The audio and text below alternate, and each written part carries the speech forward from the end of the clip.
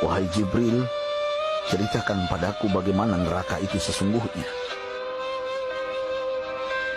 Jibril menjawab, wahai Muhammad,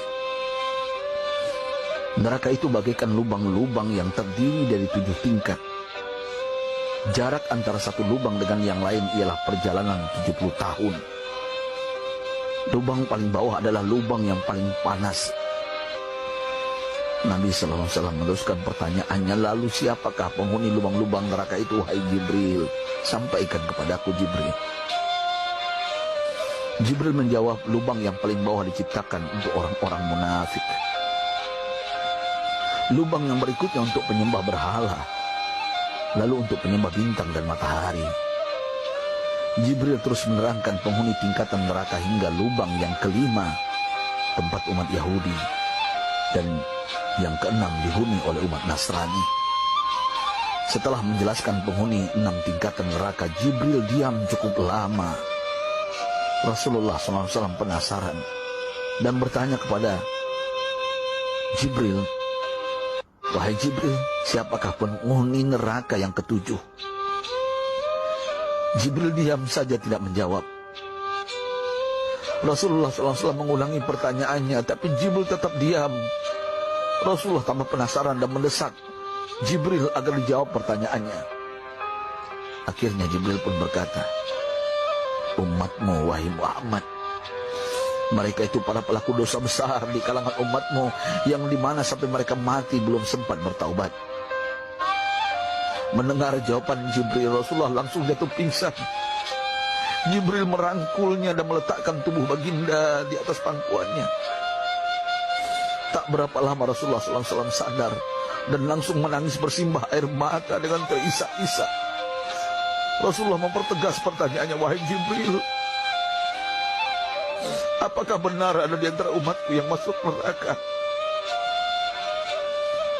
Jibril menjawab, benar wahai Muhammad, pelaku dosa besar di antara umatmu yang belum bertaubat.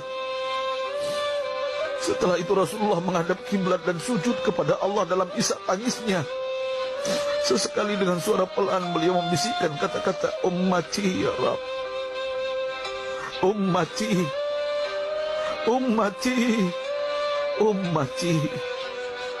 Beliau SAW tidak mengangkat kepalanya dalam keadaan seperti itu selama 3 hari 3 malam, kecuali setiap Bilal bin Rabah mengumandangkan azan, barulah beliau bangkit untuk menjadi imam, dan setelah itu kembali sujud lagi.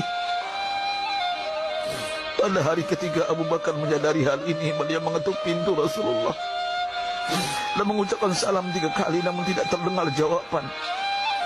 Abu Bakar sedih dan berseru di hadapan pintu Nabi besar Muhammad SAW, apakah ada jalan untuk masuk ke rumahmu ya Rasulullah? Tetap tidak ada jawaban. Di jalan Abu Bakar bertemu sahabat Umar. Mengapa engkau menangis wahai Abu Bakar? Kata Umar. Abu Bakar menceritakan keadaan Rasulullah SAW. Maka Umar pun melangkah menuju rumah Rasulullah dan terjadilah hal yang sama. Umar pun pulang dan menangis. Di jalan Umar bertemu sahabat Salman Al-Farisi. Dengan terisak Umar bercerita kepada Salman hingga membuat dia amat sedih, namun tidak berani mengulangi hal yang sama. Salman melangkah menuju rumah Fatimah radhiyallahu anha dan menceritakan hal itu. Setengah berlari Fatimah menuju rumah ayah tercinta dan mengetuk pintu sambil mengucapkan salam. Mendengar suara lembut putri tercinta, sejuklah dada Rasulullah. Beliau bangkit dari sujud dan membuka pintu. Alangkah terkejutnya Fatimah melihat Rasulullah ayah tercinta amat kurus dan pucat. Fatimah memeluknya lalu menangis, wahai ayah, apa yang terjadi? Mengapa engkau amat sedih seperti ini? Rasulullah kembali menangis dan berkata dengan suara lirik, wahai Fatimah, belahan jiwa aku. Bagaimana mungkin aku tidak sedih, sedangkan Jibril mengatakan akan ada kelak umatku yang akan masuk neraka. Subhanallah, betapa besar cinta Rasulullah kepada kita umatnya. Sahabatku, Rasulullah mencintai kita.